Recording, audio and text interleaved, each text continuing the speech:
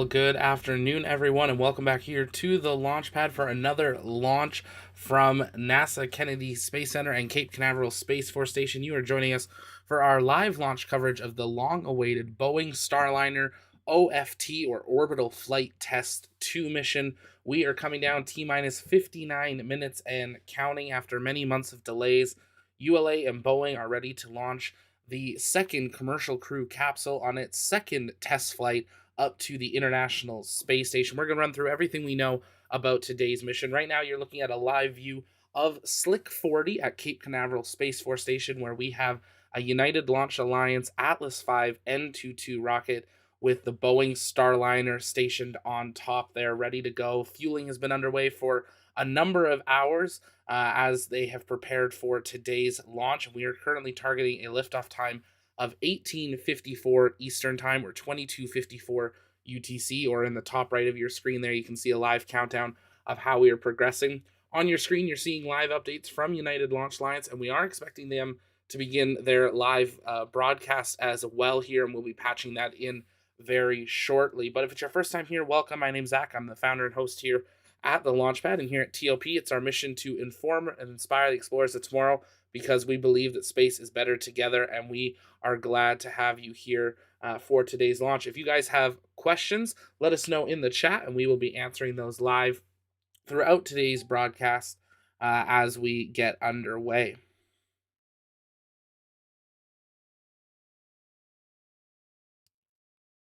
Just gonna double check, seeing a couple of people saying we're having a little bit of a glitch here in the stream, so I'll just take a quick second there. Stand by for a moment.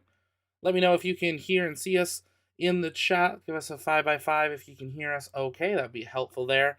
If you do have a difference in your quality of your stream, hit the gear button in the bottom right corner of YouTube, and you can bump up the stream quality there to as high as YouTube will allow you. You might have to reset it there, but great. Getting some 5x5s. Hear you, see you. Perfect.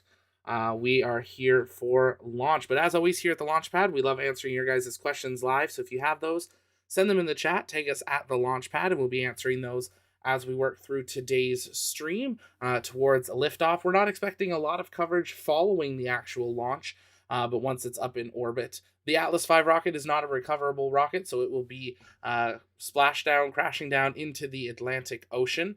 There's no fairings, of course, on board, and this is the second ever launch of an Atlas V in this configuration, and this is the 150th ULA mission in their history.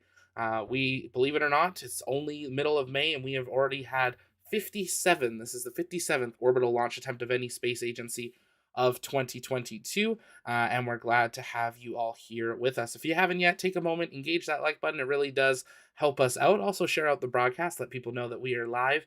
Helps us out as well.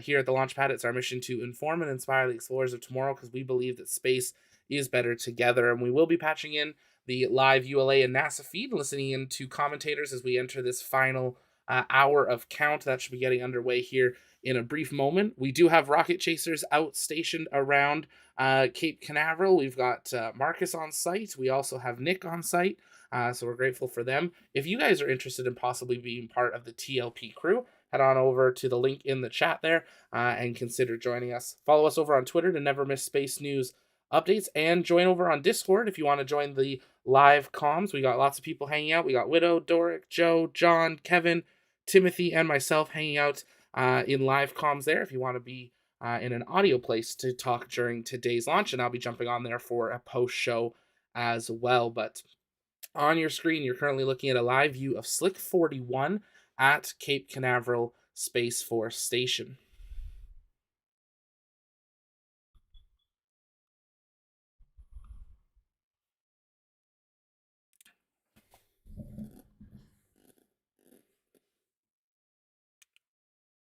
Again, if you guys have questions, let us know in the chat. We'll be able to answer those live, and don't forget to engage that like button. Tanya, thank you so much for that super chat. Really appreciate the support there. And great to see so many regulars in the chat as well. Besington is asking, does this Starliner have anything to do with Starlink? Nope, they are completely unrelated, just a similar name. Starliner is a crewed capsule a competitor to the Crew Dragon capsule from SpaceX, but from Boeing, and will be used to carry crews also to the International Space Station once it completes its test campaign. There was one previous Starliner launch in 2019, but following an issue with the mission elapsed time clock on it, they were not able to do all of the configurations that they were needed to complete that test. It was supposed to then launch the second flight last August, but due to some issues with valves, that was delayed. But we are back at the pad. Everything's been fixed, and they are saying that everything is ready to go for today's launch attempt. And we're going to hope and believe with them that they are ready. NASA's getting underway here, so we are going to patch them in momentarily to bring you full live coverage of today's Starliner OFT-2 launch from Cape Canaveral Space Force Station. If you guys have questions, you can send those in the chat. We'll be answering them live as we continue along. Just tag us at the launch pad. And here we go as we count down T-minus 53 minutes, 30 seconds and counting until liftoff of Starliner OFT-2.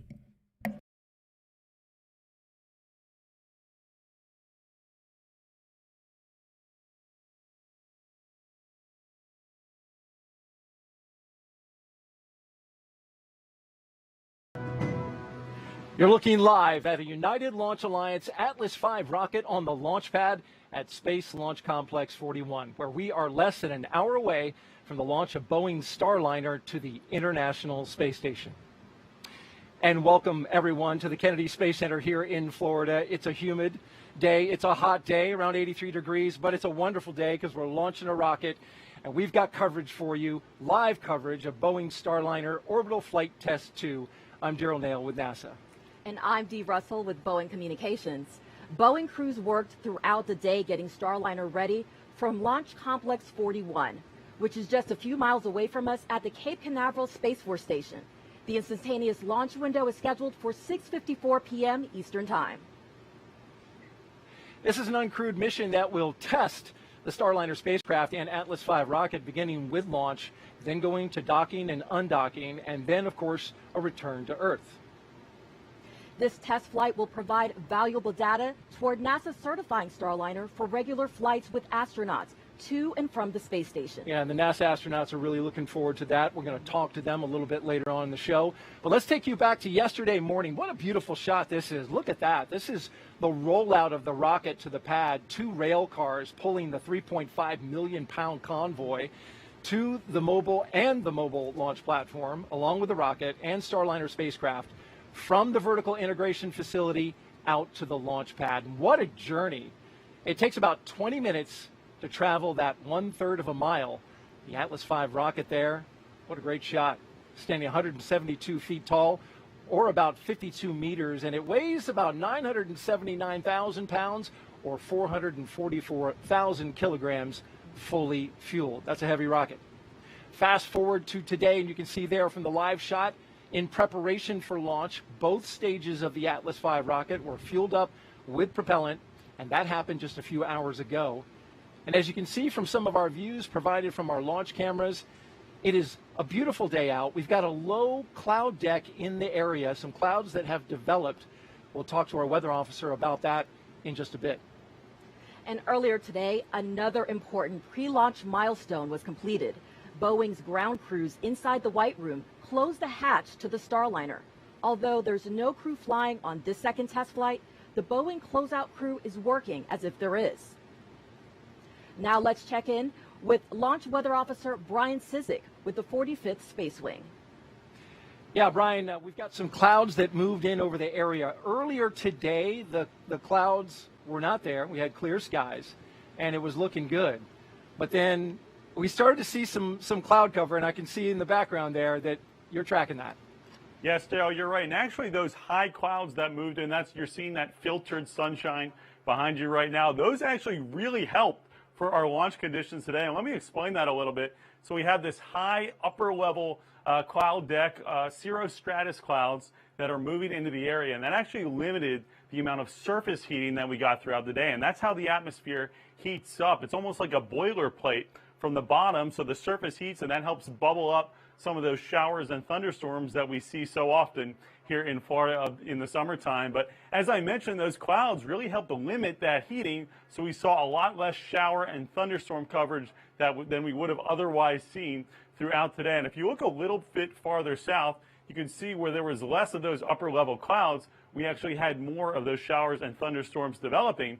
So really overall, that is what's leading to some very good launch conditions today. My colleague Will Ulrich just briefed at the T-minus 1 hour weather brief that the probability of go is now 90%. So let's take a look at that launch forecast. A 90% chance of go. The current weather status is go, and a 90% chance that we remain go throughout the count and into T0. So overall conditions are looking really good. All the weather rules we look at are both for natural and trigger lighting, and everything is looking good as we head closer to T0. Guys?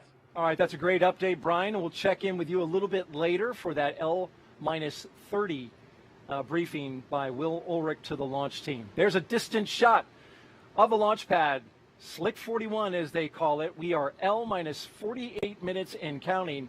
Just a few miles away from us is our team of launch commentators at United Launch Alliance's Atlas Spaceflight Operations Center, or ASOC. They are listening in to the launch operations. We're talking about Dylan Rice, launch director himself for United Launch Alliance. In fact, recently oversaw the GOES-T launch. Well done. And Boeing's Lauren Seabrook, the newest member of Boeing's broadcast team. Welcome to you both. Hey, thank you so much, Daryl. Dylan and I are coming to you from the heart of ULA's operations, where we are really just tucked in the middle of everything going on. We are surrounded on all sides by the men and women, the engineers who are prepping the rocket. And actually, if we take a look behind us, you can see us up here kind of above all the action that's happening down below, and you can see what's happening on the sides here as well, just to give you a better perspective on where we're able to listen to the flight loops. So Dylan, why don't you give us an update on how things are going with the rocket? Well, Lauren, Atlas V and Centaur are fueled and ready to go. The vehicle was rolled out to the pad yesterday, where it was connected to the propellant storage farms, air conditioning, all the other pad utilities. Daryl talked about that just a minute ago. The countdown started this morning about 7:30. We powered up the rocket, began our final checks of all of our avionics systems, and then started final preparations out at Launch Complex 41. All that work wrapped up around noon, and with Complex 41 and the launch vehicle ready, we started cryogenic tanking just before 1 p.m. Cryogenic tanking takes under 2 hours to complete and went very, very smoothly today. For now, the vehicle remains in stable topping, and all of our pre-launch checks are basically complete. The team is active closing out the crew access tower as we speak. Once all that work is wrapped up, the team will clear the pad. This is the 93rd flight of the safe and reliable Atlas V launch vehicle, the second flight of the N22 configuration, the 103rd launch from Slick 41, and ULA's 150th launch overall. This vehicle is equipped with a dual-engine Centaur, a configuration that is uniquely capable of providing all the performance required for Starliner's mission. So let's take a look at some video that we recorded just about an hour ago from our white room. This is when our pad team was wrapping up pre-launch procedures. Like I said, it wrapped up about an hour ago, but some of the things you'll see on your screen have been happening throughout the afternoon. They've been doing things like making sure the switches inside the spacecraft were all in the proper position. They removed ground support equipment that was no longer needed for Starliner, and they've ensured that all the air ducts were not blocked. They also armed the launch abort system switch inside the spacecraft. That's actually something the crew will do in the future, but because, of course, we have no crew on board today, the pad team took care of that for us. They also checked to see if the gravity indicator was secure. I can tell you, I can confirm the gravity indicator is tethered to seat number 2. And before the hatch closure, they purged the cabin to make sure that the humidity was at the right level. Once the hatch was closed, they checked for leaks by pressurizing it. And they basically do this by pushing air into the cabin and holding that pressure for about 10 minutes. It's kind of like inflating a balloon. If you think about if you were, pushing air into the balloon and holding it, if there were any holes in that balloon, you would notice it would start to leak, and that would be very obvious. Well, the telemetry that feeds back to us can let us know if there are any leaks, and that way we know that we are safe to fly. And so once they checked the integrity of the hatch seal, they released that air, and then they normalized the pressure. And everything so far has gone really smoothly. The entire pad team is actually called the Blue Team. It's made up of 5 people from Boeing and 3 people from ULA. And Dylan, they really work together, but they have a lot of different responsibilities. What are some of the things the ULA pad team members do? Well, the ULA team members are there to really manage the crew access tower system. So they're performing safety checks of the tower and configuring the white room prior to the team leaving the pad. Part of that configuration of the white room will be retracting the Starliner access plank and raising the white room environmental seal for launch. Once all that work is done, the Blue Team will clear the pad and head for the fallback area for launch. And we also watched a really special moment of the team coming together right at the end of finishing their closeout procedures. They were arm in arm, kind of had their heads bowed, had a final moment there with the spacecraft before they left. So it was a really special moment, and I'm sure it was special for them as well. So Daryl and Dee, we'll go back to you. Thank you very much, Lauren. It'll be good to see that pad team helping the astronauts get aboard that spacecraft here soon. And now, after the Atlas V launches with Starliner aboard, there are several moments to look for. Take a look.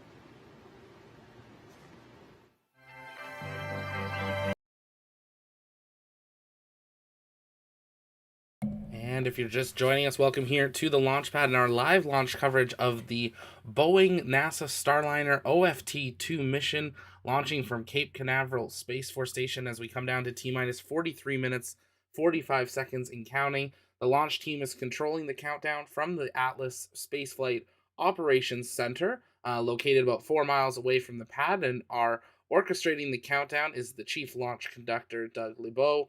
And they are working towards a on-time launch here, targeting liftoff in just 43 and a half minutes from now, carrying the CST-100 Boeing Starliner uncrewed, but it does have a mannequin astronaut, Rosie, on board, and they've gone through all of the launch procedures as if they were going to have a full crew, and you're looking at a live view of Slick 40, or Space Launch Complex 41, at Cape Canaveral Space Force Station as they continue to close out that white room. Soon we will see that crew access arm retract, and they will prepare for liftoff. A great update. They were running 70% go for launch all morning, but at the 1 hour mark, they had an updated weather briefing, and that has been now updated to 90% go for launch, and everything.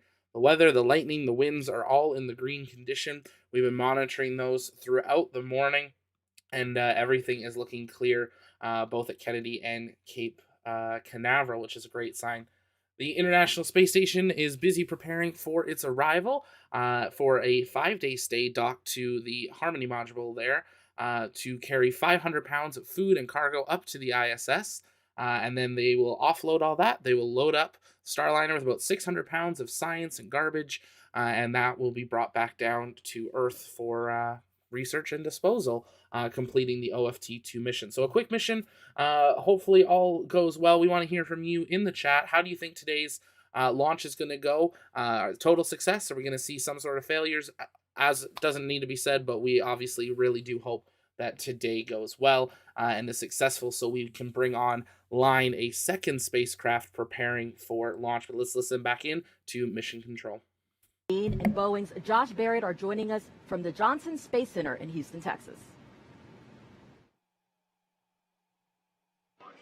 Thanks so much, Daryl and Dee, and welcome to Mission Control Houston. Have a good evening. Josh and I have been listening in on the team's preparations all day now. They are controlled today by a team who's been here since about 1 p.m. Central Time, listening in and making sure everything is set for today's launch. They're led today by Flight Director Mike Lammers, a longtime flight director. He's assisted by Flight Director Rick Hempfling, who is helping him keep an eye on the weather and any constraints it may pose to us, particularly downrange at abort sites. And then as an added bonus, we also have Matthew Jominick sitting alongside the two as today's Capcom. You won't hear him speaking to the spacecraft today, but he's building up experience for Starliner's next flight when we'll have crew on board to talk to. And that's right. Now, as some of you have been following this mission are aware that Rosie the Rocketeer, our anthropometric test device, is sitting in the commander's seat right now in Starliner. Now, she won't be doing any piloting of her own. She'll be getting a lot of help from Starliner's automated flight software, And then hopefully some minimal help from the team here in this control room on the ground if all is going well. But the team has been commanding the vehicle since about L-3 hours, so just over 2 hours ago they've really taken command of the vehicle. Here in the control room behind us we've got console operators monitoring all their systems. Immediately behind us we've got our GNC and propulsion subsystem operators. The team really seems to be in good spirits. It's been a relatively clean countdown. And so far, it's been pretty quiet, and we're really looking forward to launch. Yeah, everything looking good as we count down to today's 5:54 p.m. Central launch time, 6:54 Eastern. And that is just about 39 minutes away now. But of course, Starliner will be docking at the International Space Station. So we want to make sure that the space station is ready to host us. That means that just down the hall, we've got the International Space Station flight control team watching over their systems and verifying that they're ready. We're going to toss it down there now to Gary Jordan, who's been watching over with them. Hey, thank you, Brandy and Josh. Yes, I'm right down the hall here in Mission Control Houston. Behind me, the flight controllers are looking after the orbiting laboratory. That's the destination of the Boeing Starliner, the International Space Station. Teams here are led by Flight Director Anthony Varya. Right now, they're checking out the station systems to get ready for a go for launch and making sure that the station itself is ready to receive Starliner. We'll be watching today's launch closely in this room, but really we'll kick into gear tomorrow when we set up for joint operations with the teams down the hall where Brandy and Josh are controlling the Boeing Starliner. Shortly after launch and throughout tonight, Starliner will execute a series of burns to gradually raise its orbit and catch up with the orbiting lab. We'll also see a series of demonstrations to test Starliner systems and capabilities all along the way until docking, about 24 hours after launch. In the meantime, the Expedition 67 crew is in a sleep period, getting some rest before supporting a docking late at night Greenwich Mean Time tomorrow. But we did hear that the crew requested to watch the launch through the broadcast, so everybody say hi to the crew. From left to right, we have NASA astronaut Bob Hines, European Space Agency astronaut Samantha Cristoforetti. Of Roscosmos, we have Denis Matveyev, Oleg Artemyev, and Sergei Korsakov. And rounding out the crew with NASA astronauts Jessica Watkins and Kjell Lindgren. Lindgren and Hines will be monitoring Starliner's approach and docking tomorrow. After tomorrow's docking, the crew will open up the hatches the following day and formally welcome the Starliner to the station. So again, the International Space Station flight control teams are getting ready to give their go for launch. In the meantime, let's get back to the action with Dee and Megan over at the Kennedy Space Center. Here to talk about the importance of this day is Kennedy Space Center Director Janet Petro, and she's with NASA's Megan Cruz.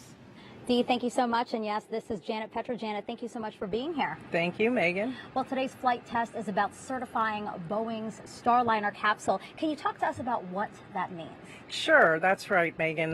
This orbital test flight is going to be launching, of course, from here. It's going to be docking with the International Space Station, then it's going to be undocking, and then it's going to be landing in the Western Hemisphere. And this is an uncrewed test flight. And then this will allow us to be able to certify that vehicle so that we will then be able to put our crew on it for another test flight, and then that'll lead to services with the Boeing Starliner where we can purchase them. Right, so then once it's certified, then that means we have a second provider. How will that help NASA's commercial crew program grow? So when we started out this program, you know, we always wanted to have more than one provider. So having a second provider that we can purchase a commercial service from to transport our astronauts to and from the International Space Station gives us a reliability, a redundancy that we really need and we really want within our commercial crew program. And that allows us to do even more research on the International Space Station, allow us to do the technology development that we're going to need as we continue our exploration mission further out into deep space, back to the moon, and then on to Mars. So it sounds like a second provider is going to mean more launches from here on the Space Coast. You know, how has Kennedy Space Center been handling this ever-growing role as a multi-user spaceport?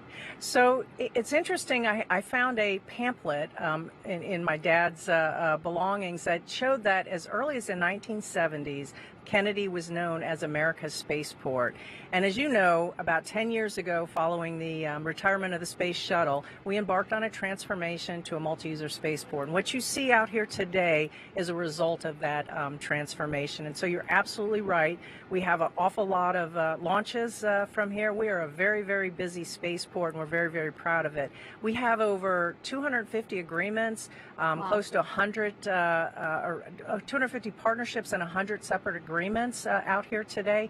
And another just interesting fact, one of the first assets or facilities that we didn't need after the space shuttle program that we entered a partnership in is the very one that the Starliner was being built in today. So the C-3PF that the Starliner was manufactured and tested in today, that we're going to launch on this test flight, started more than 10 years ago with that used to be the Orbital Processing Facility, or OPF-3 as we knew it. So, yeah, I love when things come full circle. Thank you so much, Janet. You're welcome. Thank you, Megan. Back to you guys. All right, thank you, Megan and Janet. Great history there on the Boeing facility here at Kennedy. Time now to find out how the countdown to the launch of NASA and Boeing's Orbital Flight Test 2 is going. We're at L-34 minutes and counting. So let's get back to the Atlas Spaceflight Operations Center with Lauren and Dylan. Daryl, from where I'm standing right here, I'm able to actually turn around and see NASA astronaut Sunny Williams, and she's on console working with her colleagues and following along with this countdown. Of course, she's here because we do not have any crew on board today. We are taking a rather heavy load of cargo up with us, about 800 pounds up to the ISS. Rosie the Rocketeer is back, as you heard Josh mention earlier. Of course, she sort of stole the show last time, but what's really amazing is we were able to gain so much information from the sensors that were on her last time that now we've moved those sensors to other parts of the spacecraft and to the other seats in the spacecraft. That way we have a better idea of how other passengers will ride on Starliner. Now, having her in the commander's seat also helps maintain the center of gravity during the mission. And you can see she's wearing the OFT-2 mission patch on the right side of her chest. And, of course, the classic red bandana with white polka dots. Hers was actually autographed by one of the original Rosie the Riveters, May Cryer.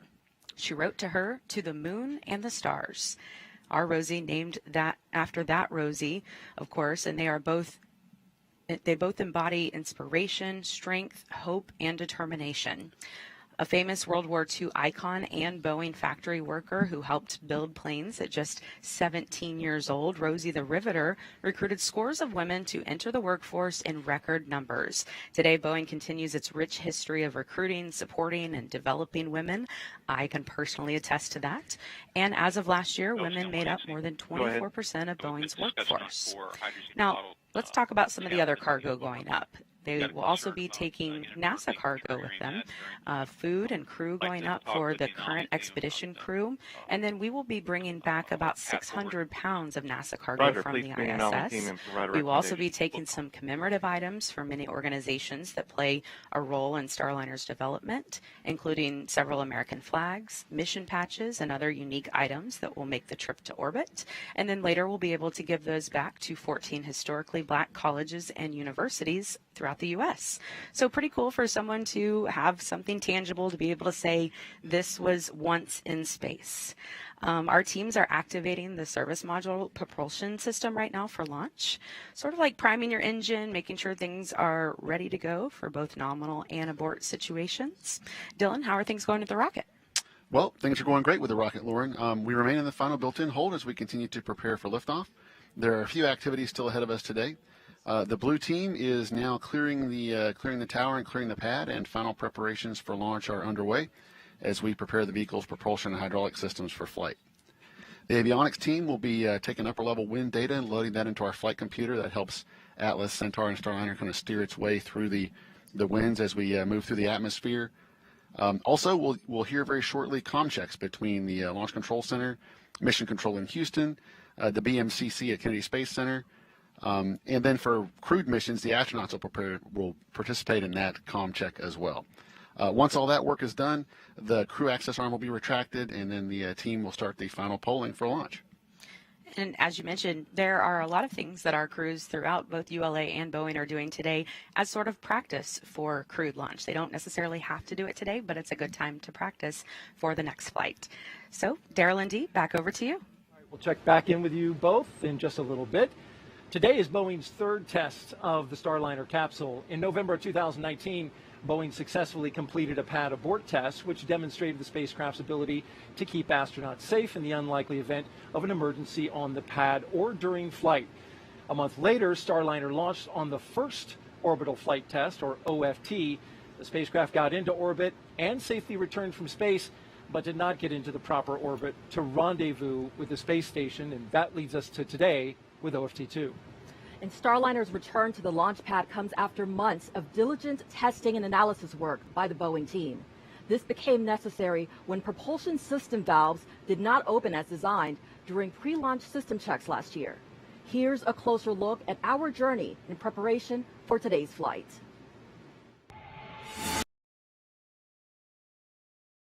And as they run through a recap of how they've gone ready for today, you're looking at a live view of Slick 41 at Cape Canaveral Space Force Station as we come down through that T-minus 30-minute mark.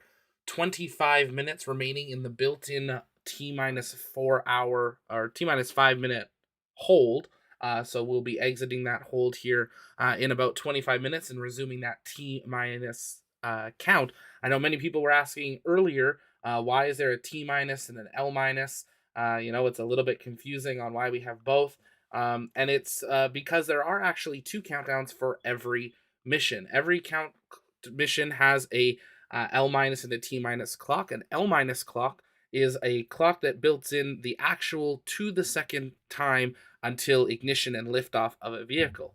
A T- clock can pause at certain times, like it is currently technically now, where it's paused at T-minus 5 minutes, and it's been holding there for the last 4 hours in a built-in hold as they do the fueling operation. So that's why we generally see the L- there. I just updated, realized we accidentally had the T there, but we are at L- there, 28 minutes, 45 seconds and counting until liftoff of Boeing Starliner from Slick 41 at Cape Canaveral Space Force Station. Weather's looking great, range is great. We just saw the blue team drive off the pad, so the pad is now secured and clear, and soon we should be seeing that crew access arm retract away from the Starliner as we go through today's countdown procedures. As always, if you guys have questions, you can send those to us in the chat, and we'll be answering those live throughout today's countdown and up into orbit. Just make sure you're tagging us at the launch pad so we get tagged on those and are able to answer them throughout today's coverage. If it's your first time here, though, welcome here at the launch pad. It's our mission to inform and inspire the explorers of tomorrow, because we believe that space is better together. And here at the launch pad, we cover all launches, dockings, undockings, and splashdowns, press conferences, exclusive interviews, and more. And we're grateful to have you here. If you haven't yet, consider take a moment, engage the like button, subscribe, and share out the broadcast as we watch, hopefully, history in the making, where we see Orbital Flight Test 2 be a success for the Boeing Starliner, so we can bring on a second capsule from the United States. For the first time in history, we would have two operational vehicles from the United States to take crews to the International Space Station.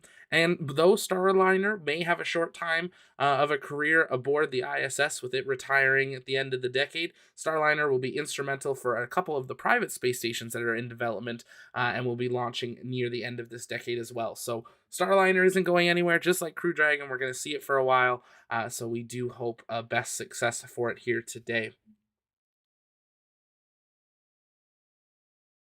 Boeing has had a little bit more issues with the valves, Kevin. Kevin's asking in the chat, so Boeing's having the same problem SpaceX had when they started with spaceships, isn't it?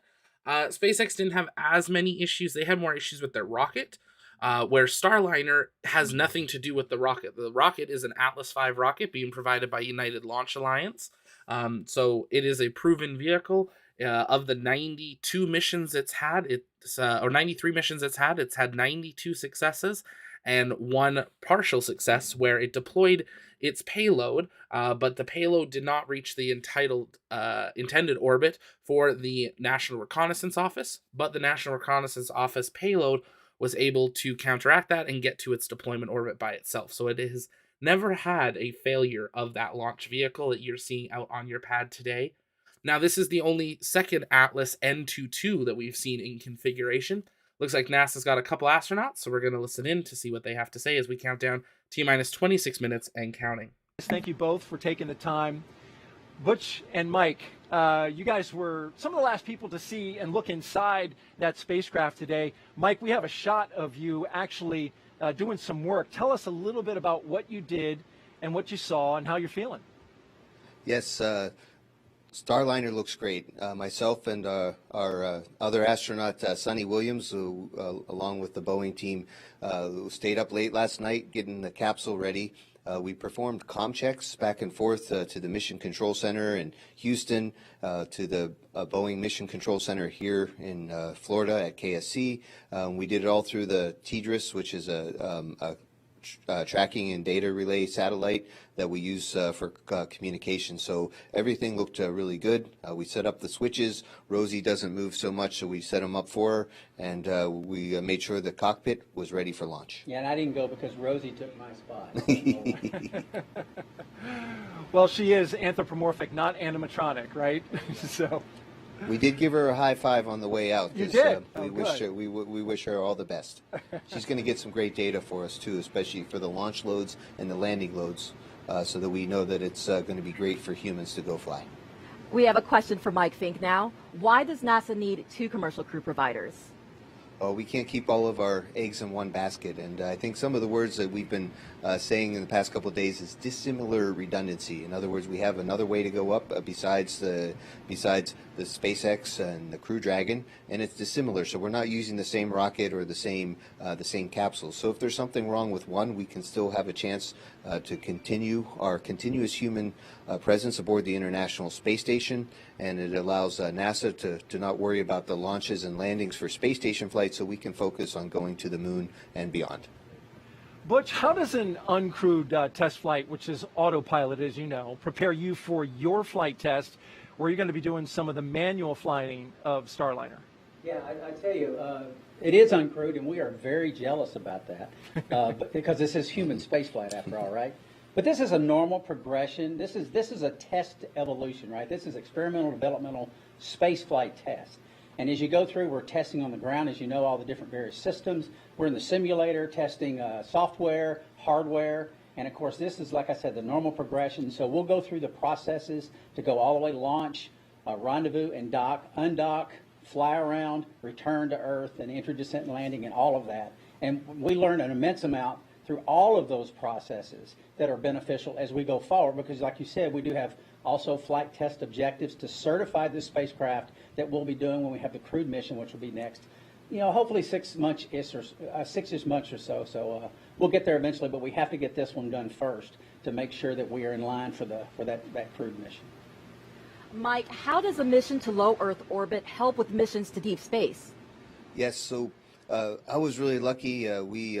When I came here in 1996, we didn't have a space station yet, and with the International Space Station, we've learned how to live in orbit. We've been able to work on some technologies such as our life support systems and other things, and how to keep humans living in space for long periods of time. And then that'll help us when we go to the moon and Mars and other places, because we know how to live in space, not just visit like we did in the early parts of the program. So it's a natural progression. All right, very good. And you know what? You guys were both out there at the pad, and we have proof of it. We're going to throw up a picture. There you guys are in front of the rocket. That's a nice shot. I think, Butch, you're a little taller. Yeah, a little taller. Hey, we want to thank you both for being with us. Really appreciate your time. We'll let you get back on console. Outstanding. Thank you. Thank you. Go Starliner.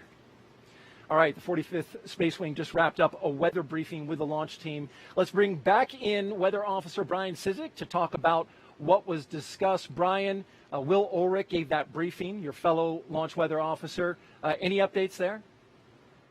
Yes, he did. Weather continues to look really good. As you mentioned, we just heard that brief from my colleague Will Ulrich, the lead launch weather officer on this mission, and weather continues to look very favorable as we head closer and closer to T0. So here's a little bit of a different look. Earlier we looked at satellite. Now let's take a live look at the radar. There's complex 41 and a 10 nautical mile ring around the pad that we're concerned about in terms of weather. And the one feature that you'll notice here, this squiggly line, that's actually the leading edge of the sea breeze pushing in, and that can often be a trigger for showers and thunderstorms in the summertime and late spring, as we're in right now. But But notice really nothing going on across central Florida, and that's all thanks to those high upper level cirrus clouds really limiting the stability in the atmosphere. So we remain go for weather and a 90% probability of remaining go as we head into T0. Guys, back to you. Fantastic update. Thank you very much. Brian Cizik, Launch Weather Officer with the 45th Space Wing. Now we're getting down to money time. I know. The launch conductor is also talking to his team, and we want to carry that moment live for you. Bravo has So let's go back over to Lauren and Dylan at the Atlas Spaceflight Operations Center. Yeah, Dee, we are waiting to hear the spacecraft poll ahead. as well as the launch Yes, sir, vehicle we poll, verified. which will be coming up here shortly.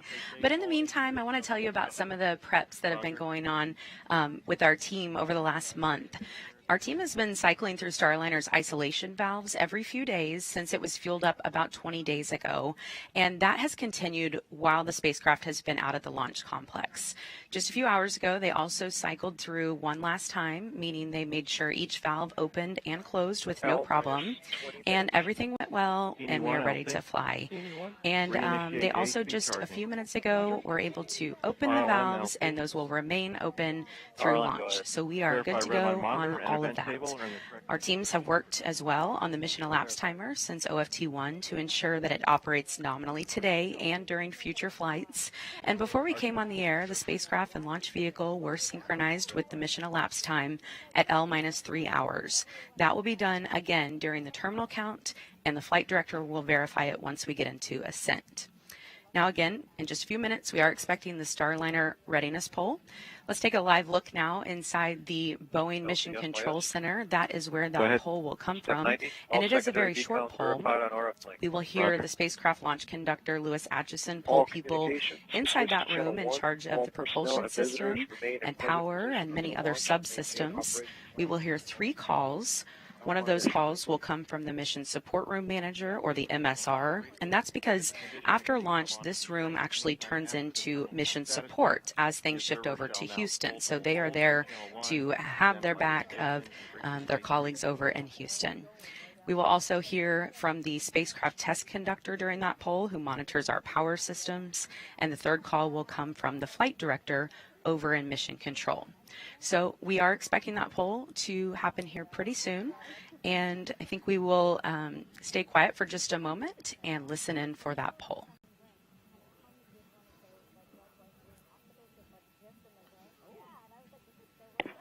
Flight STC MSR Manager, this is Slick on Launch Ops. This time we'll conduct our CST-100 poll for terminal count. Report readiness to support terminal count when prompted. MSR Manager.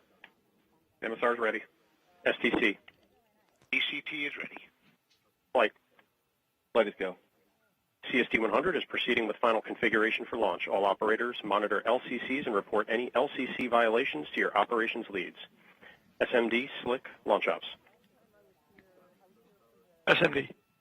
CST-100 is ready for terminal count. The management poll for launch will be conducted on ULA Channel 3 at L-8 minutes. SMD copies. All right, sounds good. We are good for that. So, Dylan, can you talk to us a little bit more about the Go for Launch poll that we're waiting to hear now? Sure, Lauren. So once that polling is done, the next big poll is going to be coming up at L-8 minutes is the Mission Management Team poll. That's going to be conducted right next door to us in the Mission Director Center. And that will be ULA Launch Director Lou Mangieri, who's going to collect goes from the Spacecraft Mission Director and ULA Director of Engineering in preparation for providing the final permission to launch to Chief Launch Conductor Doug Lebo at the end of our terminal count status check. All right, Dylan. Well, we are just about 17 minutes away from launch. We will now toss it over to our colleagues Josh and Brandy in Houston.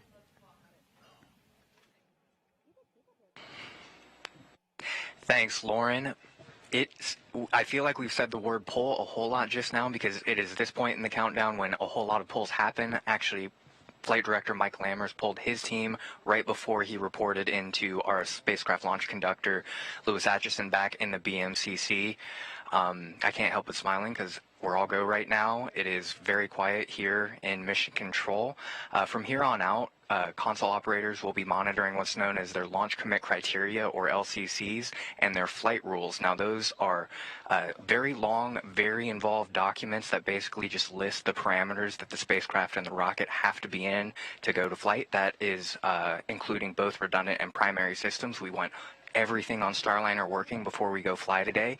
And right now, everything seems to be working. So we're in a good countdown right now. That's right. There are just a few more milestones to get through before launch. One coming up in the next minute or so is the switching of Starliner from external to internal power. At that point, the spacecraft will be on battery power from there on out. But for the most part, the team here is just watching, waiting, and standing ready for launch. Now 15 minutes away. We'll send you back to Florida for now, but we will be back with you starting at liftoff, so stay tuned. Daryl? All right, Brandy and Josh, thank you, and we'll see you then. NASA is relying on Boeing and several other providers to help sustain our permanent presence in space. Joining us now with more on that is NASA's Deputy Administrator and Space Shuttle astronaut, Pam Melroy. She's with me. Yeah, Daryl, of course, Pam Melroy, thank you so much for being here. Oh, I'm excited to be here. This is a great day. Yeah, absolutely. You know, you flew on 3 shuttle missions, I'm telling you, like you don't know, all to build the International Space Station. So with that in mind, how does it feel to be here today as NASA works to certify a second provider, meaning more trips, hopefully, to the International Space Station? Oh, this is a great moment. You know, when we built the space station, we were really focused on all the amazing science that we could do and the innovation. And so now having another way to get there just gives us more resilience. It allows us to do even more science. And I think as a former shuttle astronaut, at a time when there were only 2 human spacecraft that were available in the entire world, and now we have more, and that means more people can go to space. And the innovation that happens at the space station is just so exciting to think about. Yeah, I love how you light up when you talk about this, because tell me, I mean, it's so important to sustain this permanent presence in space, right? It's incredibly important. We hope to go out into the solar system with humans to do science and to explore. And those are really long trips. So we really need to understand how to live and operate in space. The International Space Station is providing critical technologies that we are testing to go onto the moon and out to Mars and even beyond. Right. But in addition to that, what we've really found is that having a lab allows us to have more innovation. Yeah. So the shuttle only flew 5, 6, 7 times a year for about 10 days to 2 weeks at a time. Now we have more payloads, more experiments. We have commercial research going on the station. So that permanent presence allows us to make so much more progress. Yeah. So as a former astronaut, as a former test pilot before that, you know, can you give us some insight into how our NASA astronauts must be feeling today as they watch this uncrewed test flight? Well, for test pilots, in God we trust, everyone else brings data. So what you see as a test pilot is the fascination with, okay, how's everything going to work? What we have learned through many years in the aviation side is that the engineers do their best, but there's always things that happen that you don't expect. And so really that's what the crew is looking for. They're looking for what worked, what we need to continue to work on. That is actually the meaning of a test flight. So it's, as a tester, it's actually a great moment to see it come together. Yeah, to get that opportunity. Yes. Perfect. Janet, thank you so much. Oh, Janet, Pam, thank you so much. I really appreciate you being here. Thank you. I'm thrilled to be here. Back to you guys. All right, thank you very much. And we are L-minus 12 and a half minutes and counting until liftoff. And you can see behind us the rocket's on the pad. Atlas V Starliner is ready to go. We just heard that the launch team saying it's a great day, a beautiful day to go fly Starliner. We are anticipating it. It is a lot of anticipation out here for this one, and ULA and Boeing are finishing up their preparations for launch. And so we want to give you one other note. Once Starliner launches, the ISS, its destination, will be flying 257 statute miles over the North Atlantic. Now let's head to the Atlas Spaceflight Operations Center, where Lauren and Dylan will tell us what those teams are doing, and then they will count us down to liftoff. Hey Dee, Starliner is just about ready to switch over to internal power, so we're waiting for that. And then also we are going to start seeing that crew access arm start to retract back, and we will see it move quite slowly today. But Dylan, if it needed to, in case of an emergency, it could really get out of there pretty quickly. Yeah, that's right, Lauren. And I just heard the command get given to to start the crew access arm retraction. But that crew access arm rotates 120 degrees back to the crew access tower. It takes just under 2 minutes to do, but it can be redeployed in about 15 seconds in the event of an emergency. With no crew aboard, we won't see anything like that today. All right. And we do want to let you know that after liftoff, Dylan will do the flight dynamics from here in the ASOC. Then Brandy and Josh will continue their commentary from Houston through ascent, spacecraft separation, and the orbital insertion burn. We also want to let you know today that we are updating our internal camera system on Starliner to have more live views inside in the future, but for today we'll be able to watch cameras on the rocket. We will also have live telemetry feeding back that will provide us with a real-time look at a spacecraft model that we will be able to take a look at and know exactly what's happening with the spacecraft when video is not possible as it moves through the dynamic phases of flight. So we are coming up on L-10, getting very close here, and we are now waiting to hear the next call, which will be to verify that Starliner is on internal power. And we were going to listen into the loops for just a few seconds.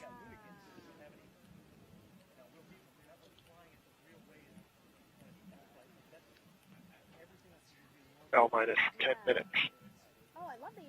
L-10 Flight, minutes. verify CST 100 on internal power. And Starliner Verified. is now on internal power.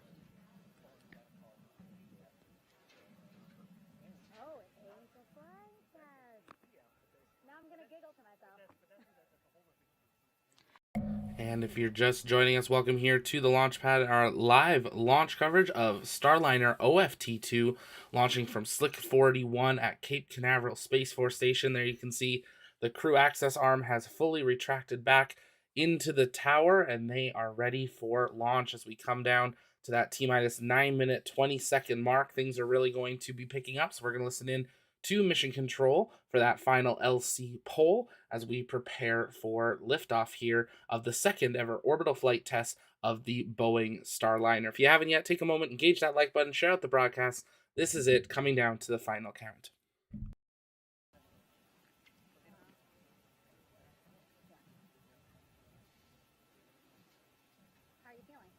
So, Lauren, we should be hearing in just a minute that confirmation that the crew access arm is stowed and latched for launch.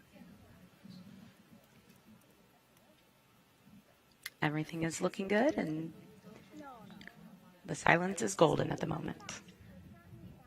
Yeah, we're about 38 seconds now away from the mission management poll that I spoke about earlier, and that will lead up to the terminal count status check coming up here at L-7. Flight, verify ordnance configured for launch.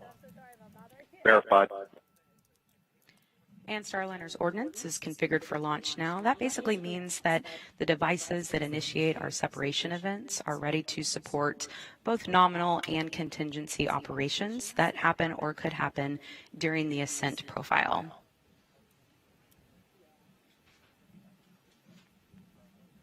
L-8 minutes. We are 8 minutes to launch.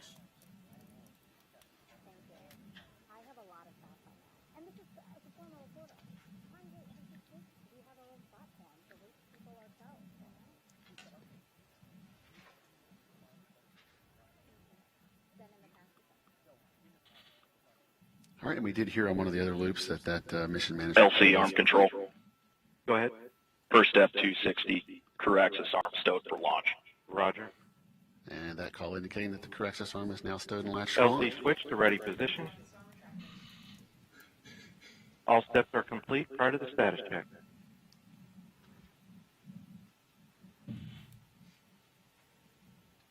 So we're going to listen in now to Chief Launch Conductor Doug Lebo poll his team. Coming up in 10 seconds.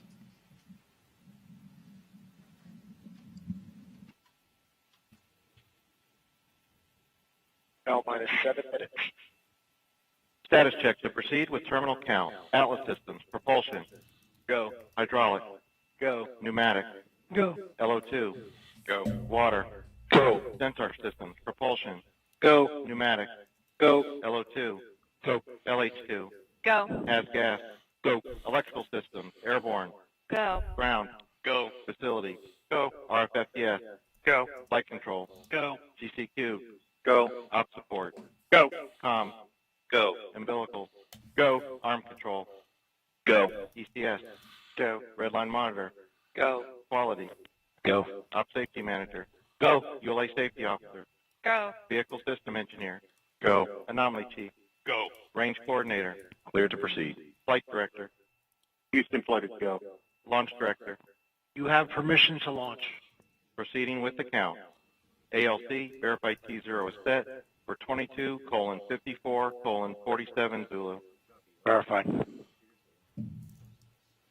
Minus 6 minutes. And Lauren, you heard it there. It goes all the way across the board. The clocks are set, and we are ready to pick up the count on time for a liftoff here in just under 6 minutes. And Lauren, I'll just tell you that we have executed the status check many times. We've pulled for launches to the Sun, the Moon, Mars, Jupiter, Pluto, all manners of Earth orbits. Every mission and every countdown is unique and exciting, but the ULA team is absolutely thrilled to put Mighty Atlas back in service of human spaceflight. And I know that that's something the astronauts have told me, that they feel so confident about eventually riding on top of an Atlas V rocket, because it's been all over the solar system. It's pretty amazing. It's an amazing machine. We should be hearing Starliner configured for terminal count here in just a few seconds. Minus 5 minutes. LC Flight. Starliner configured for terminal count. Roger. There you go. Starliner is now configured for terminal count. Minus 4 minutes and 45 seconds. All steps are complete prior to terminal count. And Lauren, with that call, that all of the work is now complete, and the computers are going to take over the automated countdown at T-minus 4 minutes, coming up in here in just about 30 seconds. Minus 4 minutes and 30 seconds. Just a beautiful shot there.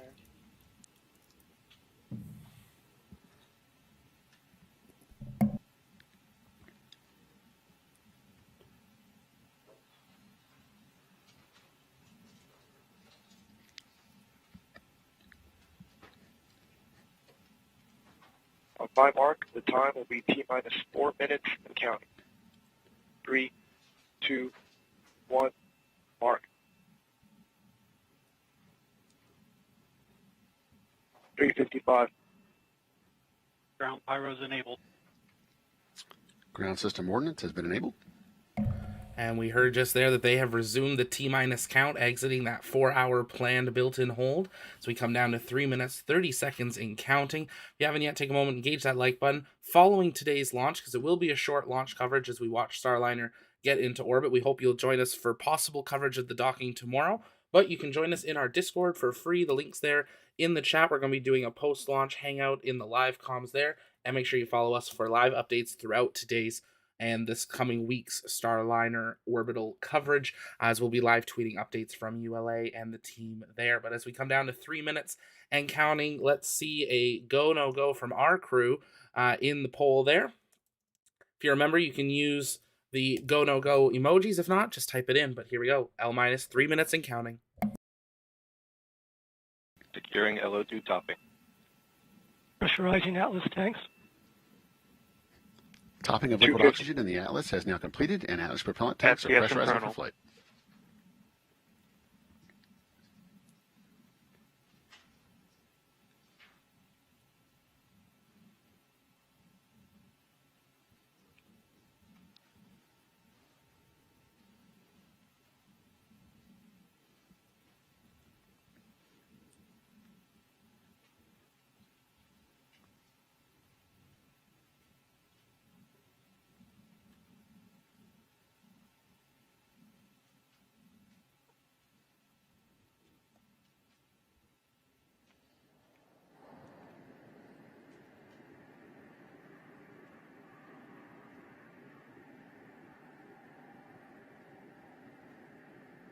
Two minutes. 1:59.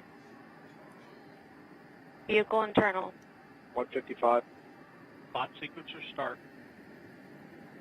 1:50. Securing Centaur LH2. Securing Centaur LO2. Centaur hydrogen and oxygen are now at flight level, and topping is being terminated. 1:40. Launch enabled. 1:37. Add TSR.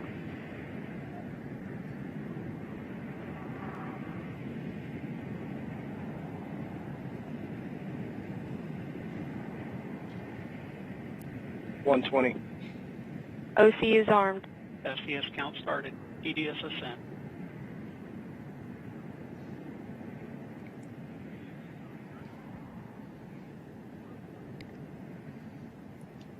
EDS armed and ready means the emergency detection system is now armed. 1 and minute. That basically just means Rob, that if report it range detects status. something, it will Range trigger the green. launch abort system on Starliner and fire 54. automatically. The PLP spacecraft started. would push itself far up and away from the rocket. We're talking a mile up and a mile out in just a matter of seconds. We certainly don't expect to see that today. 40. Atlas at flight press.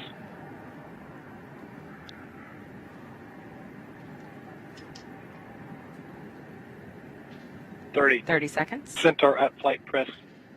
Vehicle is now pressurized for flight. 25. Status check. Go Atlas. Go Centaur. Go Starliner. All systems are go for liftoff. Go Starliner.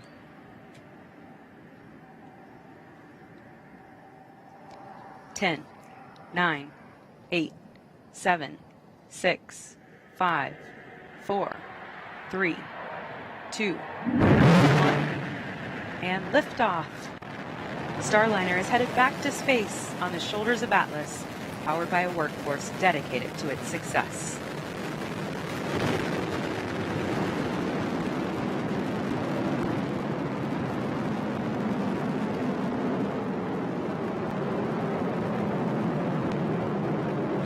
We have confirmation of a good MET epic timer on Starliner.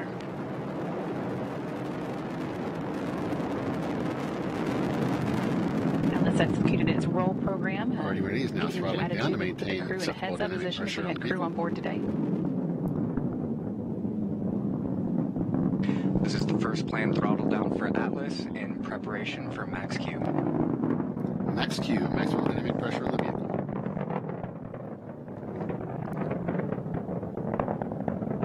Right now, atmospheric forces are the highest Starliner Atlas will face during the uphill climb.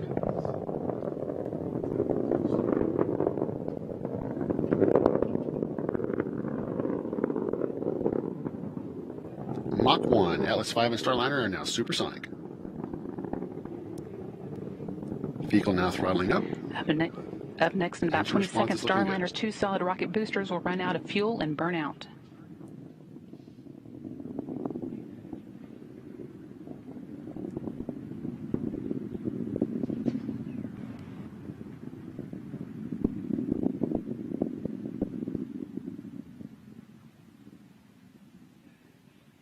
And we have burnout on both SRBs. Good crew module forward link connection. Already ready is throttling back up to full thrust. Now that we pass the solid rocket booster burnout, you'll soon see those 2 solid rocket boosters separate from the vehicle.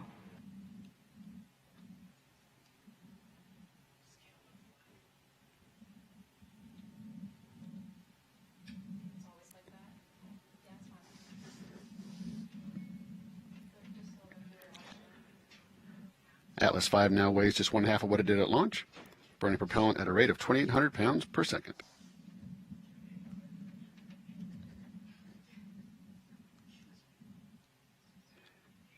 And we have indication of SRB jettison. Atlas continues to ascend using solely the RD-180 engine. That's about 2 minutes remaining in the booster 850,000 phase of pounds of flight. thrust at sea level.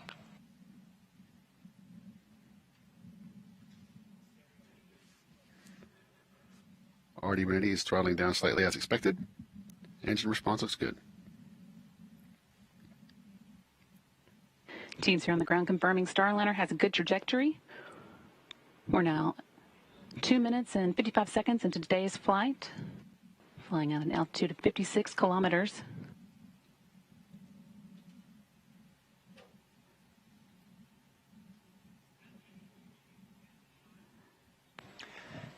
Our next throttle down will be to control acceleration forces, limit forces on the crew to below 4 Gs. That is safe for an extended period of time.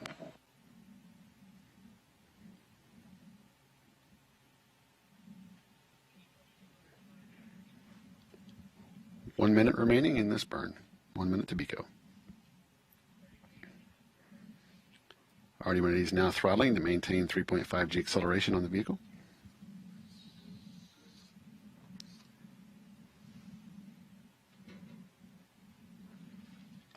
Starliner flying off the east coast at this point at altitude of 80 kilometers now, moving at a rate of 1,187 miles per hour.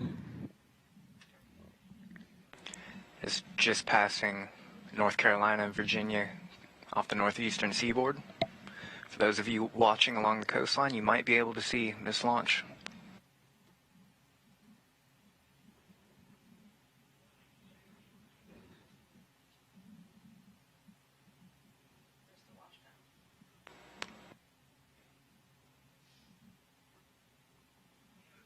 And we have BECO, booster engine cutoff.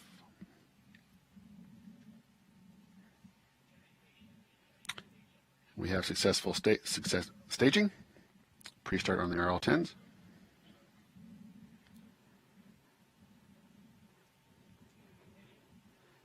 We have ignition on both RL-10s.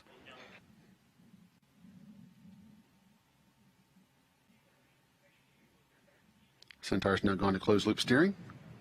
Just passed through several milestones. Teams here on the ground reporting that all are looking good. Ascent cover jettison there. That provided that aerodynamic structure to the top of Starliner, protected the docking equipment during ascent.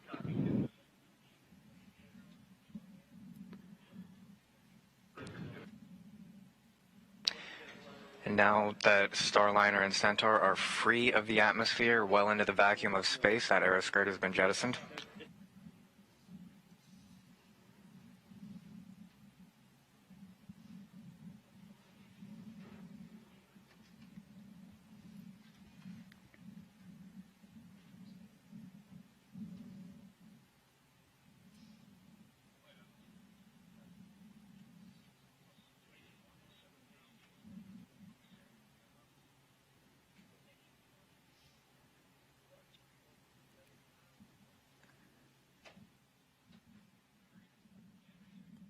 Now 6 minutes into today's launch, Starliner continuing to accelerate up the North American coast. Everything going smoothly so far. Starliner and Centaur have been ticking through their ascent milestones right on track, including the booster stage separation, Centaur ignition, and aeroskirt jettison. A number of status calls we'll be listening for in the next several minutes, but if all continues to go well, the next major milestone to watch out for is the main engine cutoff, when Starliner will be officially in space.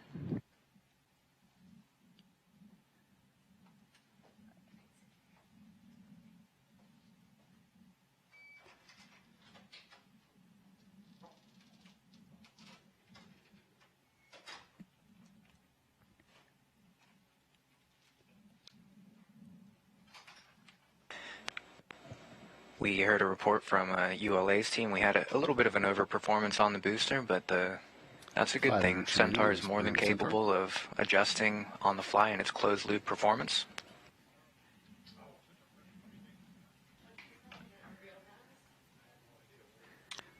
Centaur pressures are stable. Centaur looks good.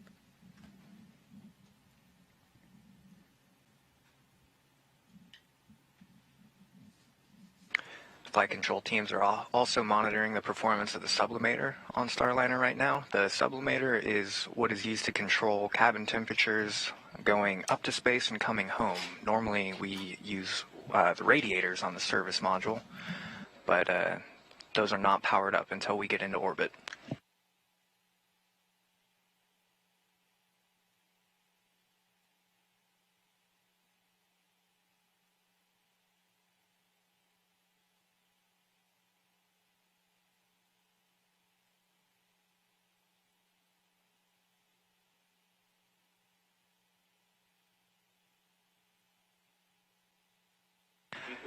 We heard confirmation that St. John's abort zone is open. We pre-select these splashdown zones in the case of any needed aborts. The first one would be off the coast of St. John's, Nova Scotia. We just heard the flight dynamics officer report everything is pretty good.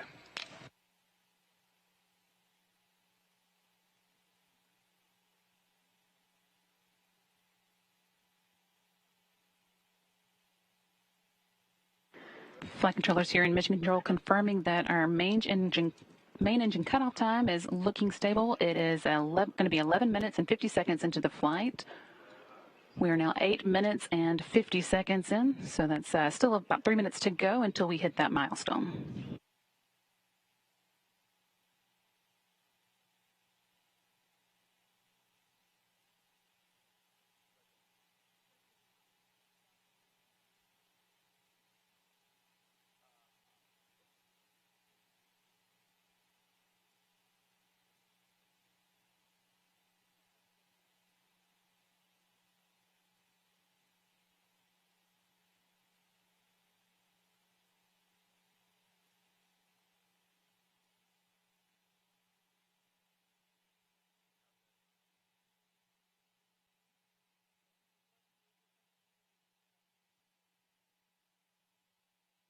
Now, one of the next calls that we will hear is that the Shannon abort zone will be open. Now, you can see on your screens that Starliner is making its way up the North American coast, just starting to go into the Atlantic Ocean, northern Atlantic Ocean. We pre-plan our flight trajectories, so we would not abort a crew into the middle of the ocean. They'd be near enough to land for quick and speedy recovery. So we're still in that St. John's abort zone. Expect to hear that Shannon open call coming. And we just heard that call. Shannon now open, so Starliner could potentially make that abort landing off the coast of Ireland now if needed, but so far no reason to think it will be. Starliner currently 153 kilometers above the Pacific Ocean, the Atlantic Ocean, and that's about 95 miles.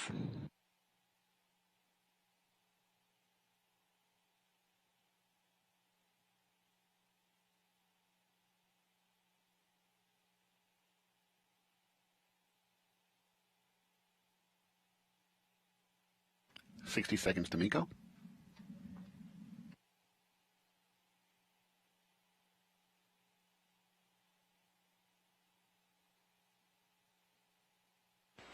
We are 11 minutes into today's flight.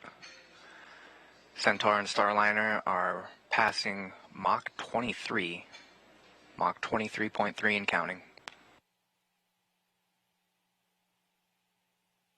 Altitude of just under 150 kilometers.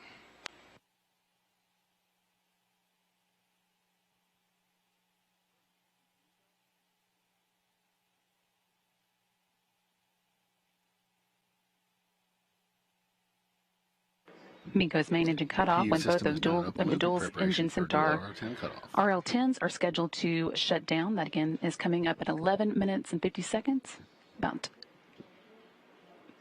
5 seconds away now.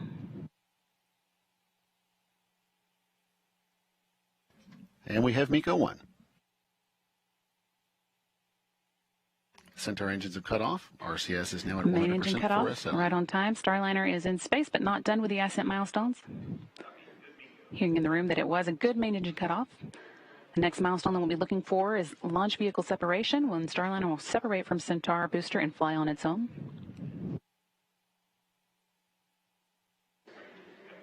Even after that happens, we'll have about 15 minutes until our final major milestone in today's ascent, the orbital insertion burn that will raise the perigee, or low point of Starliner's orbit, out of the Earth's atmosphere. So stick with us, we're not done yet. Now 12 minutes and 30 seconds into today's flight.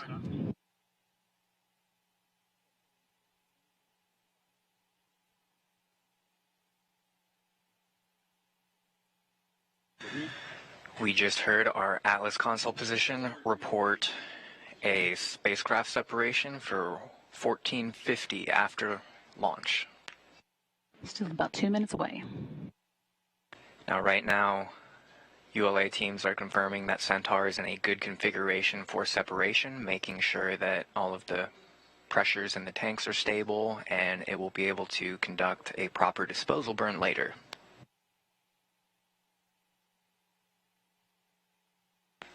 Flight control teams here in the room are moving to their insertion checklists.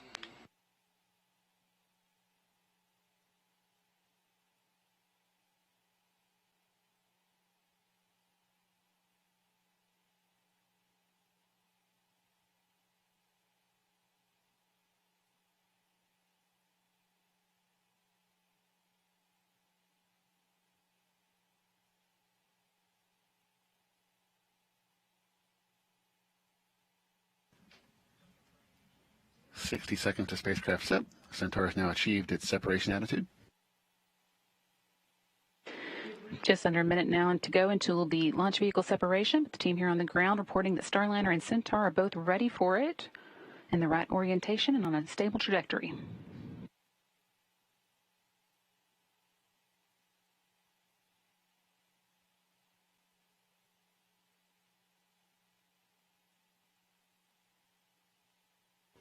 "30 seconds to Starliner separation."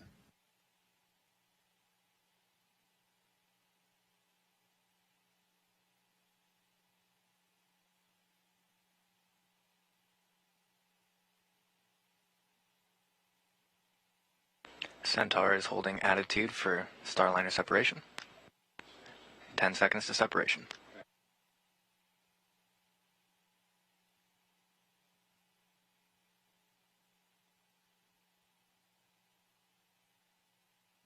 And we have confirmation of Starliner separation.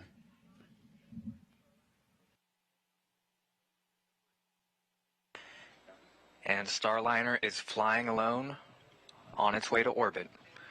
Confirm LV separation. Confirm good LV separation. Thanks, ULA, for a smooth ride to space, and thank you, Dylan, for your help on that ascent commentary.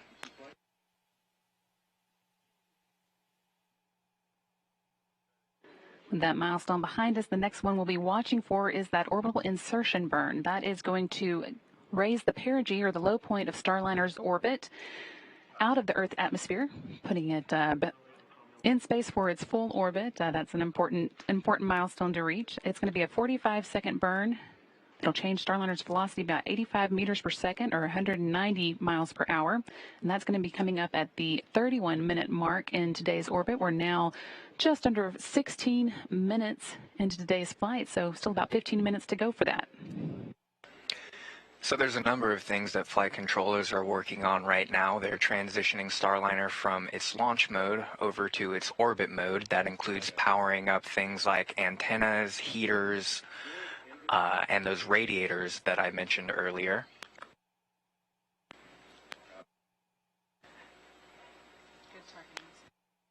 We have good targeting for orbital insertion, a good forward command link, and a good MET epoch timer. Starliner making its way over the North Atlantic.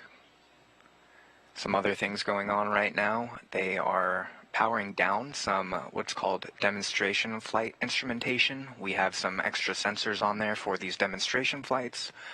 We have more of them on during powered ascent, but we don't need some of those right now, so flight controllers are powering some of those down.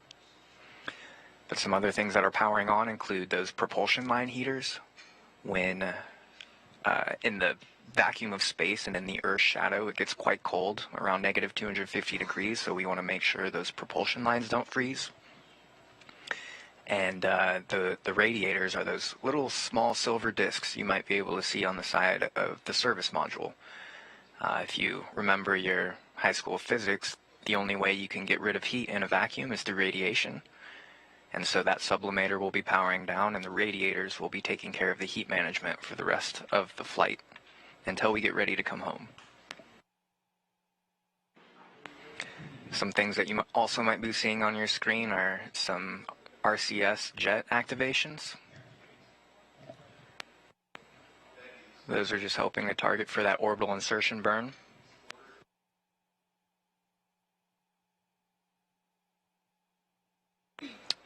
And at about L+23, the team will transition Starliner into what's called fine pointing mode, or thrust align mode. So those jets that you see firing will hold a very specific attitude, which is exactly the attitude that we need for that orbital insertion burn, as Brandy mentioned earlier.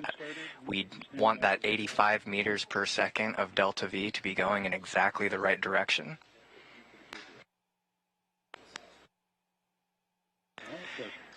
And so the colors you're seeing on your screen, Right.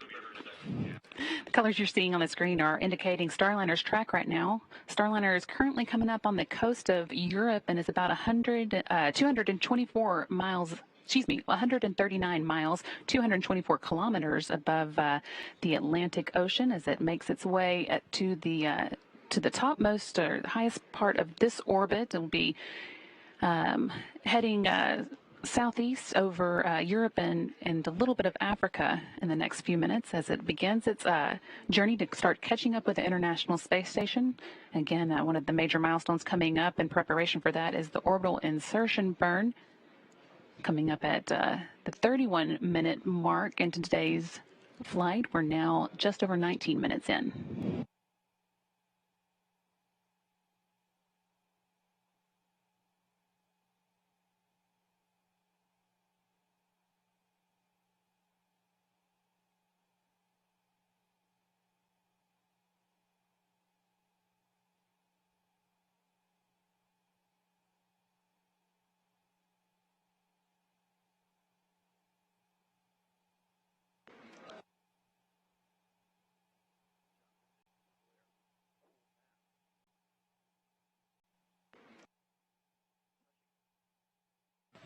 Confirmation, we still have a good forward link command connection.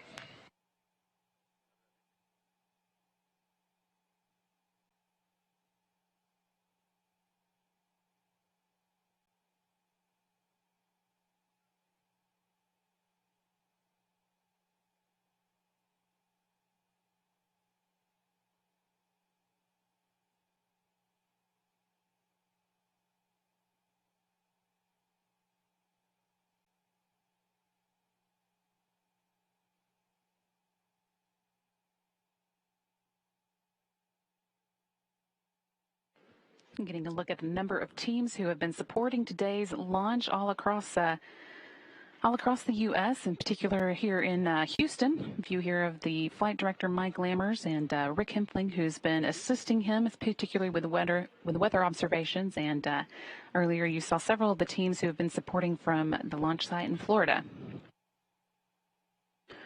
We're now 21 minutes into today's flight. That's just about 10 minutes away from that orbital insertion burn that we're watching for. It's coming up at 31 minutes into the flight.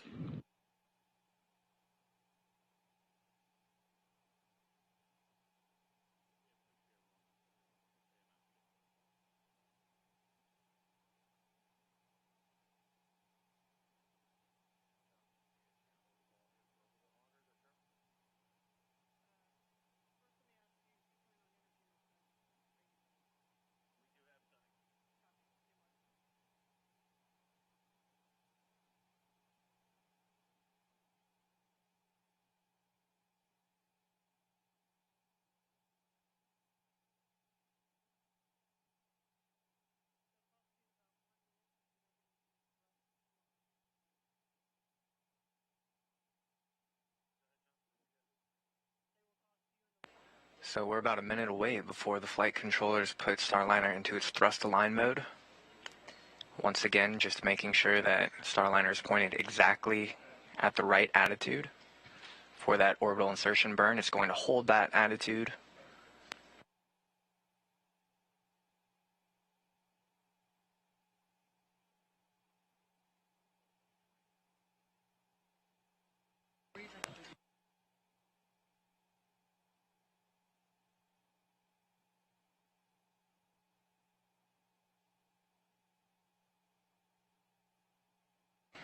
It is otherwise very quiet on the flight control loops, which, as Lauren said earlier, silence is golden.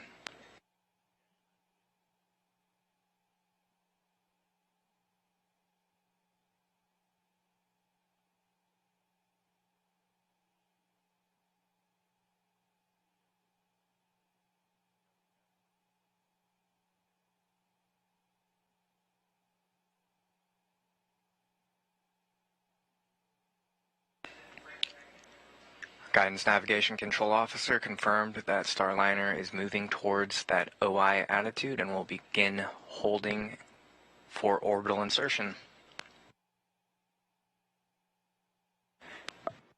With that, we're going to take a minute to pause and toss it back to Lauren in Florida, who I believe has a special guest there to talk with before they wrap up their coverage for the day.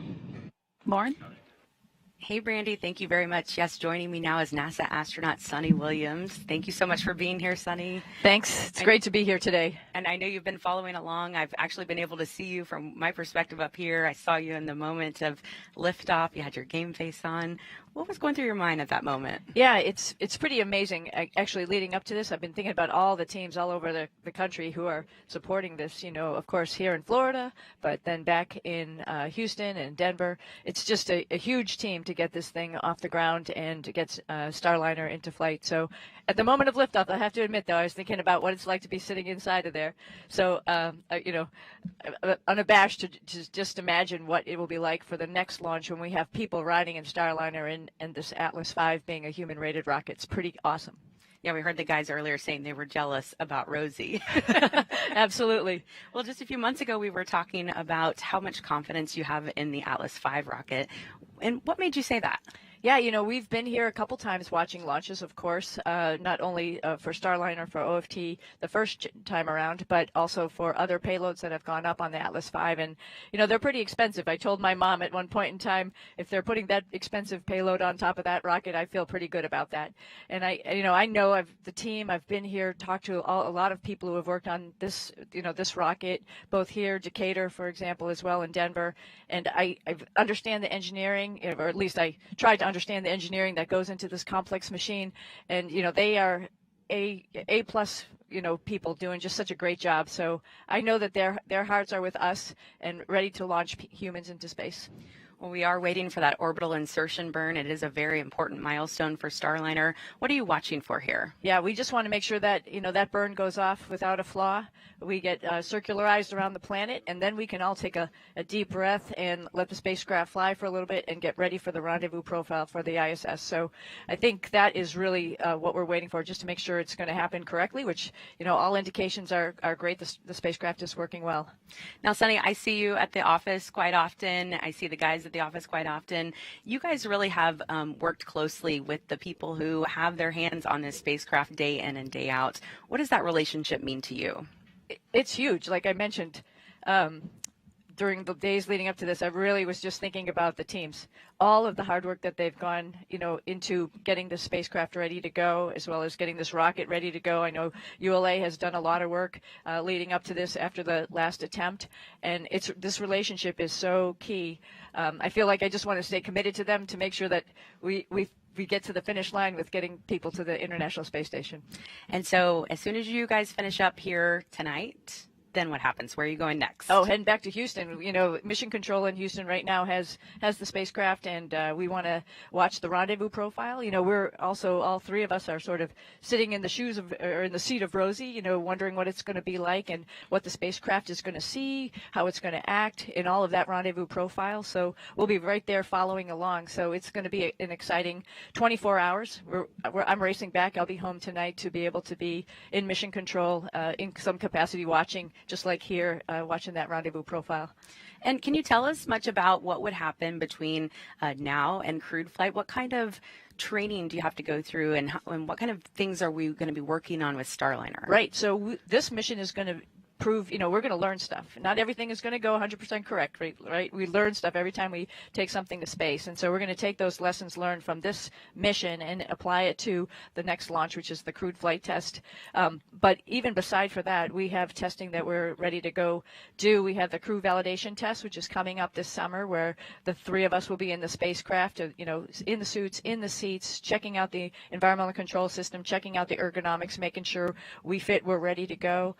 We also will be working with the software folks, so looking at all the displays, making sure that all the displays tell us the right information and we understand it correctly, and we can work with Mission Control with that. So there's a lot. And then, of course, there's training with the control team. The control team, we've had some training with them, but, you know, leading up to this, they've been working on an uncrewed version, and now, you know, us little pains in the neck are going to be sitting in there talking back to them. So we're going to work through all that choreography of how we're going to work together in the spacecraft. Well, Sunny, your time is valuable. I really appreciate you joining us here. I know you need to get back down to the console and follow along. So thank you for being here. And we are going to continue to follow along the loops here at the ASOC and wait for that orbital insertion burn, which is basically when Starliner will be up in orbit, hanging out until we're ready to start the rendezvous process and docking tomorrow. So for now, that's it for me and Sunny, and as well as Dylan Rice here in Florida. And we'll get you back over to Brandy and Josh in Houston. Thanks so much, Lauren. And great to hear from Sunny. We're now just about 2 minutes away from the orbital insertion burn. That, again, is going to be a 45-second burn. It's going to raise the perigee or the low point of Starliner's orbit out of the Earth's atmosphere and get it into a stable orbit.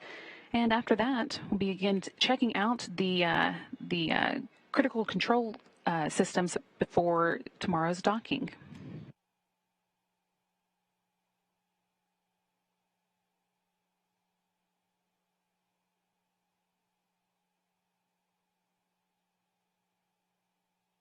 Minute and a half until the orbital insertion burn. Starliner is in the burn attitude.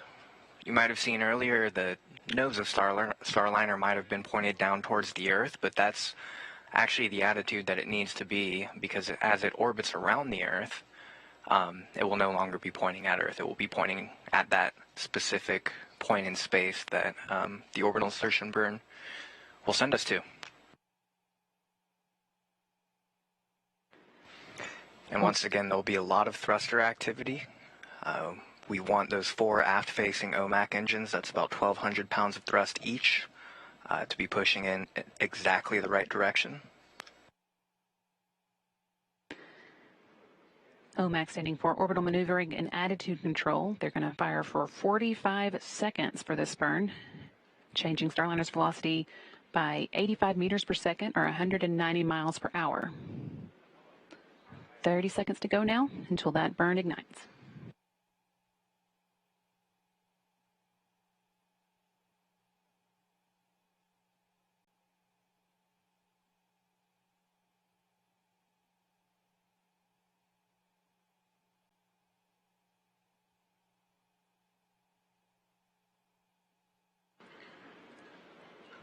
Orbital insertion burn starting in 5, 4, 3, 2, 1.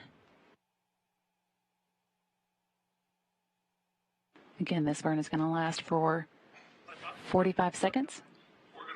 Teams here on the ground reporting 4 good orbital maneuvering and attitude control thrusters.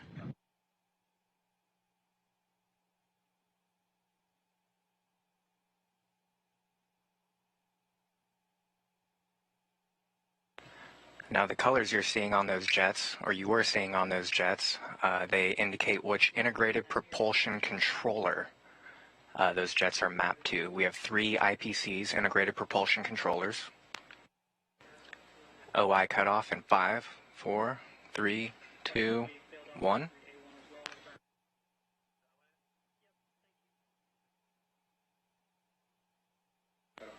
And we have OI cutoff.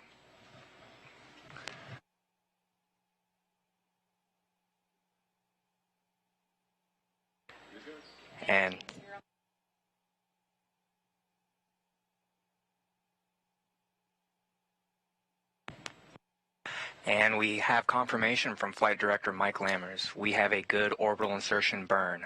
Starliner is in a stable circular orbit on its way to the International Space Station. Now, this was a big hurdle to get through early on. We have a few demos to go on our way to the ISS. And then after that, hopefully a very good docking. But so far today, good launch, great performance from ULA. Atlas even gave us a little bit more of a push than we needed, but Centaur was able to adjust accordingly, place Starliner exactly where we needed it. And we have confirmation of a good OI burn. Once again, Starliner is in orbit, heading to the ISS. It's a major milestone to get behind us, but it is really just the beginning. We've got a number of demonstrations now that Starliner will have to go through ahead of its International Space Station arrival. Those are going to start pretty much right away with a checkout of the VESTA systems.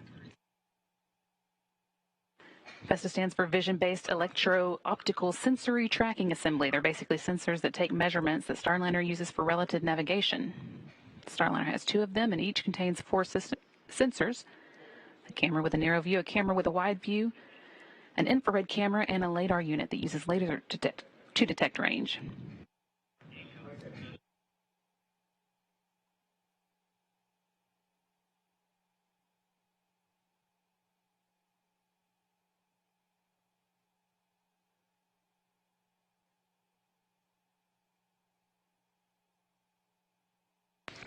Just a couple more things they're working through on their orbital insertion checklist. We have confirmation good radiator activation. So those radiators are now in control and controlling the thermal environment inside the cabin.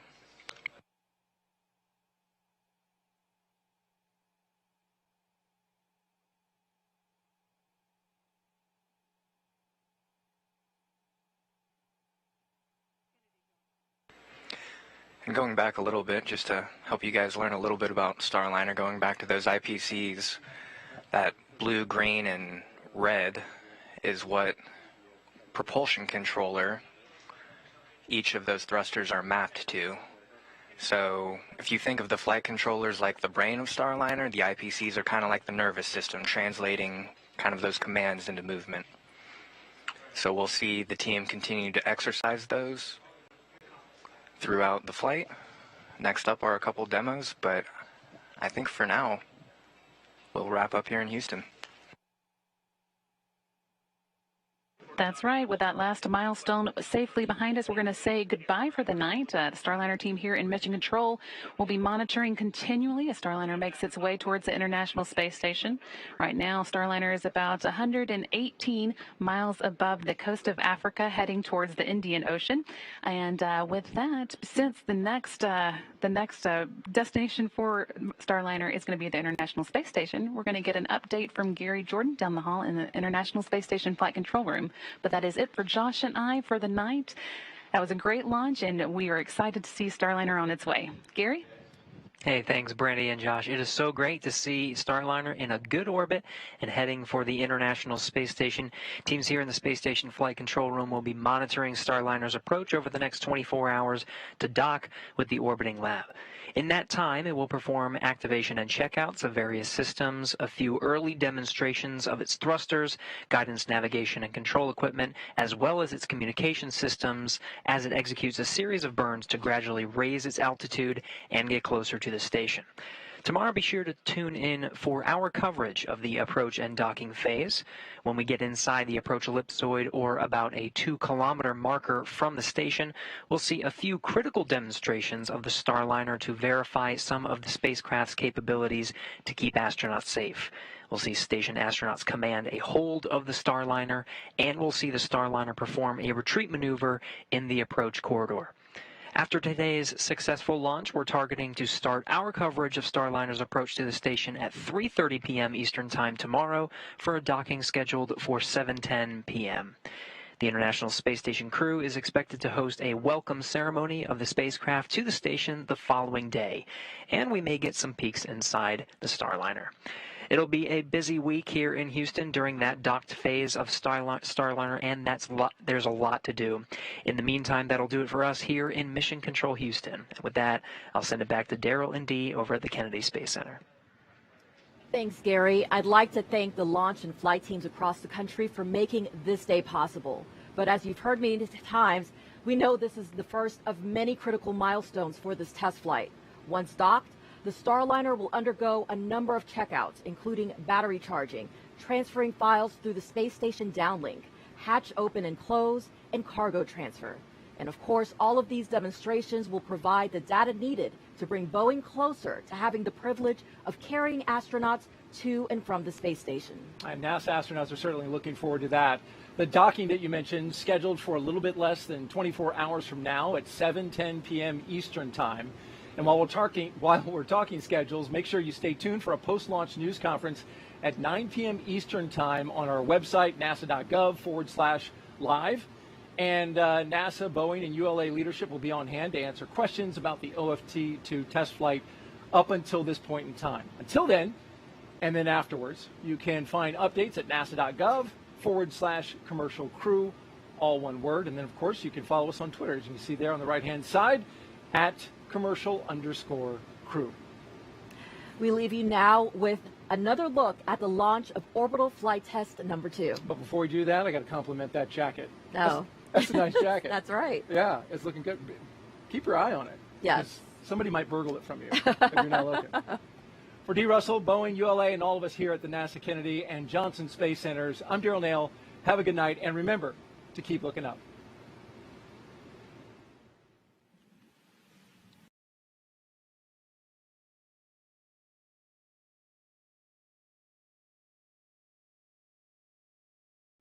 And there we go, a launch complete, a live view looking at pad Slick 41 at Cape Canaveral Space Force Station. Starliner on its way to the International Space Station. We will be live tomorrow for docking coverage, starting 3.5 to 4 hours prior. Here's a quick replay of the launch for those that may have missed it here, of a successful launch of an Atlas V N22 configuration carrying CST 100, the Boeing Starliner, up to the International Space Station. Beautiful launch from Slick 41. If you guys have any last questions, you can send those to us in the chat. We'll be answering those live for the last couple minutes. If you haven't yet, take a moment, engage that like and subscribe button so you never miss another live launch coverage, space news update, mission briefing, and more. So we bring those all to you right here in one secured place. We're going to be hanging out over in our Discord, so you can join that for us. The link's in the description there. We're going to be in live comms for kind of a post-show and answering questions there. Follow us over on Twitter to get space news updates as they happen. And because it's a launch day, head on over to our shop. Get 10% off of all your orders with promo code LaunchDay, all caps in one word there. Great way to help support what we do. And if you like what we do, consider becoming a member with us. Hit that join button. Really helps us to bring you the best possible space coverage. We had our rocket chasers all over Kennedy and Cape Canaveral today. We had Marcus on site just near Cape Canaveral. We had Nick on the roof of the vehicle assembly and Eric over at the gantry. So if you want to see photos and videos from them, make sure you follow us on Twitter or join the Discord, as we will be posting those throughout this evening. And we're very excited to share those with you. But that's going to wrap up our live commentary portion. We're going to go live tomorrow around 3:30 p.m. Eastern, if not sooner. So we will see you then. But for now, here at the launch pad, it's our mission to inform and inspire the explorers of tomorrow, because we believe that space is better together. And this concludes our live launch coverage of Boeing Starliner OFT-2 from Cape Canaveral Space Force Station. For now, this is Zach from TLP Network Studios signing off. We'll see you tomorrow. Bye-bye.